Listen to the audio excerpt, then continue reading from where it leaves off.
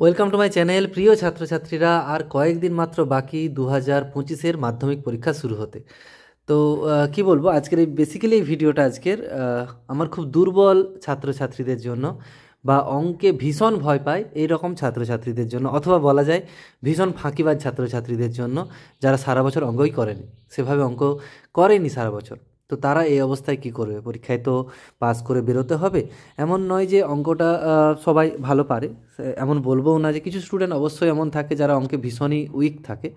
তো এর পরবর্তী সময় মাধ্যমিকটা পেরিয়ে গেলে সেখানে আর অঙ্কটা লাগে না। কেউ হয়তো আর্টস ব্যাকগ্রাউন্ড নিয়ে নিল, আর্টস নিয়ে পড়লো, সেক্ষেত্রে সে হয়তো এমন হতে পারে আর্টসের সাবজেক্টগুলোতে ভালো, কিন্তু অঙ্কটাই প্রবলেম। তো কিন্তু এখানটায় তো পাস করে বেরোতে হবে। বেসিক্যালি ভিডিওটা তাদের জন্য। তো দেখে নাও আজকে যারা সারা বছর অঙ্ক করনি, কিন্তু এক দুদিন মাত্র প্রিপারেশন বা কয়েক ঘন্টা প্রিপারেশন নিলেই কিন্তু আমি যেই জিনিসগুলো বলে দেবো সেগুলো একটু করে নাও, তাহলে তোমাদের আর ফেল করে যাওয়ার ভয়টা তোমাদের থাকবে না, যে অঙ্কে ফেল করে যাব। পেতে হবে মাত্র 25 নাম্বার, ঠিক আছে? তার মধ্যে স্কুলের হাতে 10 নাম্বার রয়েছে প্রজেক্টে। তো সেই সবে মিলিয়ে কি করে পাস করতে পারবে? জাস্ট 2-4 ঘন্টা পড়েই, সারা বছর কিছু না পড়লেও চলবে। যারা পড়নি তাদেরও কোনো অসুবিধা হবে না, এই প্রসেসটা ফলো করো। তবে এই কয়েকটা জিনিস বলবো, এইগুলো করে নিলেই কিন্তু হবে, এবং এগুলো খুব ভালো করে করতে হবে। দেখো কোন জিনিসগুলোর কথা বলছি। প্রথমত দেখো, এখানে উপপাদ্য 5 নাম্বার কিন্তু থাকে। উপপাদ্য 5 নাম্বার যে থাকে, কোন উপপাদ্যগুলো করবে এবার তোমাদের মনে বড় প্রশ্ন। আমি আগেও ভিডিও বানিয়েছিলাম, আরেকবার তাও এখানে বলে দিচ্ছি। দেখো, পিথাগোরাস এবং পিথাগোরাসের বিপরীত উপপাদ্য যে রয়েছে, ভালো করে শুনে নাও। পিথাগোরাস এবং পিথাগোরাসের বিপরীত দুটোর মধ্যে একটা আসার চান্স প্রবল রয়েছে এইবার। পিথাগোরাস আর পিথাগোরাসের বিপরীত খুব ভালো করে রেডি করে নাও। আমার ভিডিওটা কমপ্লিট হয়ে যাওয়ার পরেই তোমরা খাতা কলম নিয়ে বসে যাবে, বই নিয়ে বসে যাবে, ওগুলো রেডি করতে শুরু করে দিবে। আমি যেগুলো বলছি দেখবে কয়েক ঘন্টাতেই রেডি হয়ে যাবে, তোমাদের 2-3 ঘন্টাতেই রেডি হয়ে যাবে। ওটা প্রথমত করতে হবে। পিথাগোরাস এবং পিথাগোরাসের বিপরীত উপপাদ্যটা রেডি করে নাও। এবার দেখো, যারা রিস্ক নিতে চাও না, যে যদি না পড়ে সেক্ষেত্রে তো খুব চাপ হয়ে যাবে, রিস্ক যাতে না হয় সেই জন্য আরও দুটো বলে দিচ্ছি। এই 4টে করলো, এর মধ্যে 100% তোমরা পাচ্ছ। আর দুটো উপপাদ্য হচ্ছে 34-এর উপপাদ্য, 48-এর উপপাদ্য। প্রথম কথা পিথাগোরাসের বিপরীত, তারপর 34, তারপর 48, ঠিক আছে? এই 4টে করে নিলে 100% গ্যারান্টি রইল, অবশ্যই তোমরা পাবে। পারলে ভিডিওটা বন্ধুদেরকে শেয়ার করে রেখে দাও, ভিডিওটা সেভ করে রেখে দাও। পরে আমাকে না পড়লে তোমরা অবশ্যই বলবে যে পড়েনি স্যার, সেক্ষেত্রে তোমরা অভিযোগ করতেই পারো। কিন্তু আমি 100% গ্যারান্টি দিচ্ছি তোমাদের এটা আসবেই। তোমরা বন্ধুদেরকেও শেয়ার করে দাও, তোমাদের মতো যারা দুর্বল বন্ধু রয়েছে অঙ্কেতে। চলো এবারে সম্পাদ্যর বিষয়ে বলি। সম্পাদ্যতেও দেখো একই রকমভাবে 5 নাম্বার, কিন্তু এখানে লেখালেখি ঠিকঠাক করে করবে, নাহলে কিন্তু নাম্বার কমিয়ে দেয়। ঠিকঠাক করে ছবিটা আঁকতে হবে। দেখো সম্পাদ্য কি আসবে এবার। প্রথম কথা, পরিবৃত্ত কিন্তু 2024-এ এসে গেছিলো। পরিবৃত্ত 2024-এ এসে গেছিলো। ওর জন্য বেশি ইম্পর্টেন্ট হচ্ছে যে অন্তর্বৃত্ত, আর একটা মধ্য সমানুপাতি।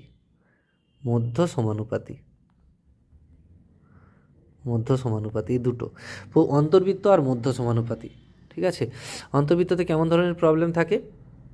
সেক্ষেত্রে একটা ত্রিভুজ থাকে, তার ভিতরে বৃত্ত অঙ্কন করতে হয়, এই ধরনের। আর মধ্য সমানুপাতি কেমন কোশ্চেন থাকে? হয়তো বললো √21-এর মান বার করো, এরকম বলতে পারে, ঠিক আছে? এই ধরনের অঙ্কগুলো ইম্পর্টেন্ট। কী করে হবে?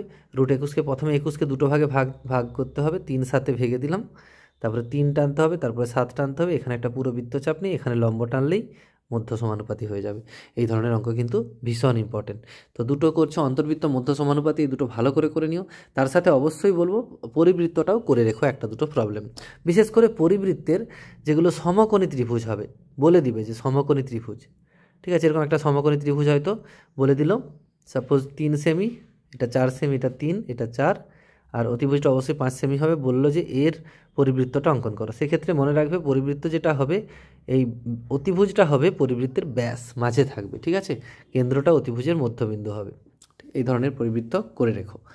এবার আসি এমসিকিউ প্রসঙ্গে। ধরো সারা বছর কিছু পড়োনি, কিছুই জানো না, এমসিকিউ সবগুলোই, একটা কাজ করো, সবগুলোই তোমরা বি করে দাও।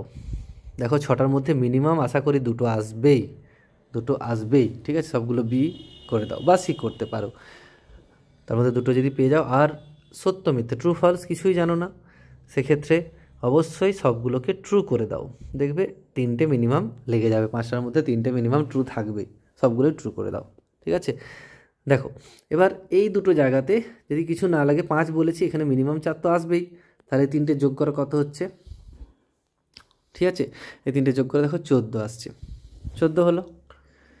এবার আরেকটা জিনিস ভাবো যে এগুলো ছাড়াও কিছু যদি পড়ে যাও, কিছু তো পড়াশুনো করেছো সারা বছর একটু আধটু, সেখান থেকে একটা দুটো কোশ্চেন হয়তো পেরেই যাবে। ঠিক আছে, এবার 14 হয়েছে এই তিনটে মিলে।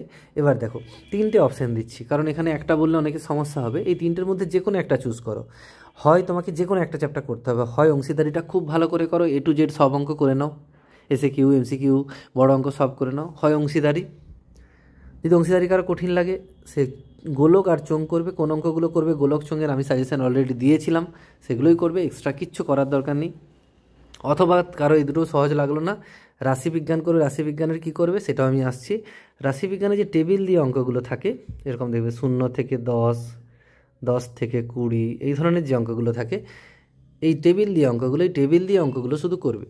20 থেকে 30 এরকম করে দেখবে থাকবে তাদের। এবারে এখানে পরিসংখ্যা F দেওয়া থাকবে। এই টেবিল দিয়ে অঙ্কগুলো শুধু করবে। টেবিল দিয়ে অঙ্কের কী কী করবে? গড় করবে, অর্থাৎ মধ্যক, মধ্যমা, সংখ্যাগুরুমান, তিনটে টাইপই করে রাখবে।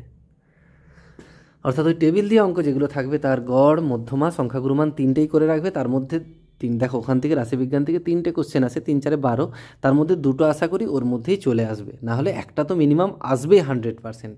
তাহলে দেখো এখানে কত ছিল? 14 ছিল। এখানে কত হচ্ছে? মিনিমাম 4, কত হচ্ছে? 18। আর প্রজেক্ট রয়েছে 10 নাম্বারের, স্কুলের হাতে যেটা থাকে। তুমি যদি হয়তো তোমাকে ভালো দিল না, মিনিমাম 7 দিতেই হবে। তাতেও দেখো আমি সব কিন্তু মিনিমাম নিয়েছি, তাতেও কিন্তু 25 হয়ে যাচ্ছে, তোমাদের পাস মার্কস কিন্তু হয়ে যাচ্ছে। ঠিক আছে, তো পাস মার্কস নিয়ে বেশি চিন্তা করে লাভ নেই, পাস মার্কস কিন্তু এখান থেকেই উঠে যাবে। এবার দেখো চোঙগুলো অলরেডি বলেছি, যেগুলো আমি সাজেশন দিয়েছি সেগুলো করতে পারো।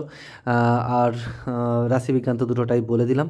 এক্ষুনি তোমরা একটা কাজ করো, তোমরা খাতা পেন নিয়ে বসো এবং সব টাইপগুলো যেগুলো বললাম একটু একটু করে রেডি করো। MCQ আর ট্রু ফলস রেডি করার দরকার নেই, সম্পাদ্য রেডি করো, উপপাদ্য রেডি করো, আর এই তিনটের মধ্যে যে কোনো একটা অপশান প্রথমে রেডি করো।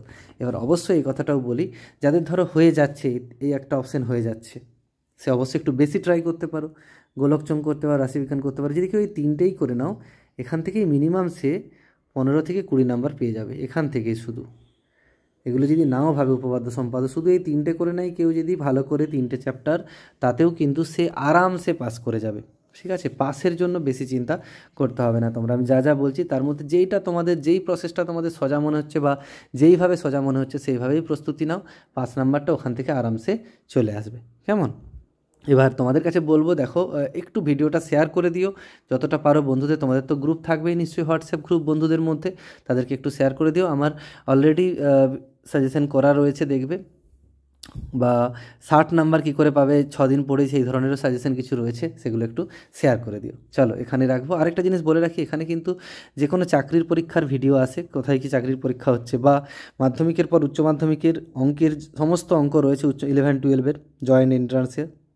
তাছাড়া বিভিন্ন প্রবেশিকা পরীক্ষা, কোন কোর্স করলে কি চাকরি পাওয়া যায়, এইসবও, joint entrance, engineering, pharmacy, agriculture, সবেরই ভিডিও এই চ্যানেলে তোমরা পেয়ে যাবে। একটু শেয়ার করে দিও।